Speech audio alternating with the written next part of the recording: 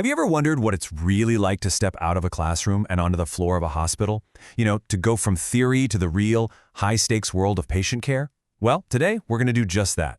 We're diving deep into the personal journey of a student nurse named April, told completely through her own words from self-evaluations she wrote over 5 incredibly intense weeks. It's this amazing story about fear, about discovery, and about what it actually means to care for another person.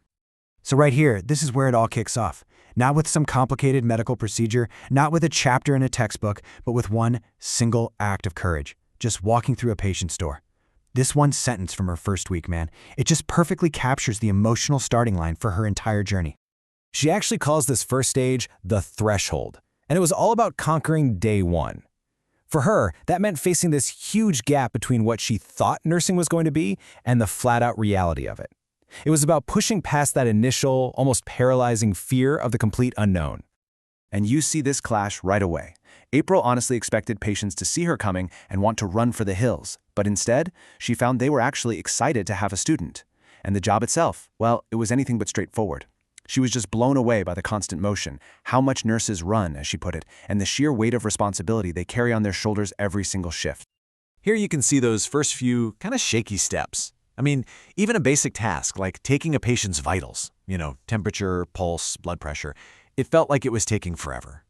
But then came this small but really crucial win, charting those numbers and seeing that her figures were actually right. That moment of relief, that little confirmation that, okay, I can do this. So, once she got over that first hurdle, her journey moves into a new phase she calls the path of trials. Now, the challenge isn't just about showing up anymore. It's about turning that fear into routine. It's about becoming genuinely competent. And by the second week, you can really feel her whole perspective shifting. That frantic energy at the nurse's station, which she just brilliantly calls organized chaos, it's not just overwhelming anymore. It's actually starting to become fascinating. She's beginning to see the patterns, the rhythm of the whole floor. But, just as one fear starts to fade, a new one pops up. And this one's deeper. It's not about her own anxiety anymore. It's about her future patients. It's that nagging fear of inadequacy, of not knowing enough when someone's actual health is in your hands. And that brings us to week 3, and the next huge hurdle that pretty much every nursing student has to face. It's a moment that feels both totally routine and absolutely monumental all at once, giving her very first injection. She just nails the description of this feeling. It's not just being nervous. She says it's like stage fright. Just imagine it. Your hands are literally shaking, you're standing there in front of your instructor and a patient, and you have to perform this really precise, invasive procedure for the very first time. No pressure, right? The pressure was so intense that right there, in that moment, she questioned everything. Is this really the right path for me? Am I really cut out for this at all? And there it is. That's her answer. Even with the stage fright, even with all that doubt swirling around, the feeling she gets from caring for patients just wins. It's such a powerful confirmation of her calling.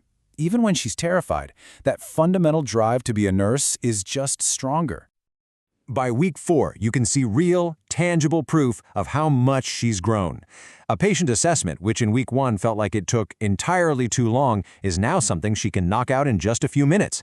And this isn't just about getting faster, it's about her confidence and her competence really starting to take root. Okay, so this brings us to her final week, and this profound turning point she calls the revelation. This week wasn't about conquering some personal fear or mastering a new technical skill. No, this was about discovering the real meaning of care, the actual soul of nursing itself. The situation she walked into was completely different from anything she'd ever faced. Her patient was in a coma, totally non-responsive, and needed what's called total care. And that means the patient is 100% dependent on the nursing staff for absolutely everything. And total care, it sounds so clinical, but it's not some abstract idea. It's these incredibly intimate physical acts, washing someone's face, carefully repositioning their body, assisting with really difficult procedures. It's hands-on, deeply human work. And here's the thing that surprised her the most. Through the stories that the patient's son and daughter shared with her, she started to feel this real, genuine connection to this woman she had never actually spoken to. The patient became a whole person, not just a set of symptoms. This whole experience just completely redefined nursing for her. Before, she always thought nursing was all about saving lives. But now she realized that, well, that it's also about providing comfort and dignity when a life can't be saved. I mean, that is a massive, game-changing shift in perspective. So after 5 weeks of these trials and revelations, the journey comes full circle with what she calls the return. She's back in that patient's room, but she is a completely different person now. She is a nurse in the making. And her actions, they didn't go unnoticed. The family saw how dedicated she was. She even wrote that something as simple as her applying Blistex to their mom's lips meant the world to them during such an awful time. And then came this moment. The patient's son gave her this incredible gift, validation. He saw something in her. He told her she was going to be a great nurse. Can you even imagine how powerful that must have been for her to hear right then? So let's just recap. In just 5 weeks, she went from being terrified to even walk into a room, to mastering new skills under intense pressure, to ultimately discovering the deepest meaning of her chosen profession, providing care and comfort in a patient's final days. What a transformation. And really, April's story leaves us with this question, doesn't it? Her journey wasn't just about learning how to be a nurse, it was about discovering why she was one. And it's just this powerful reminder of the incredible human transformation that can happen when you're on the path to finding not just a job, but a calling.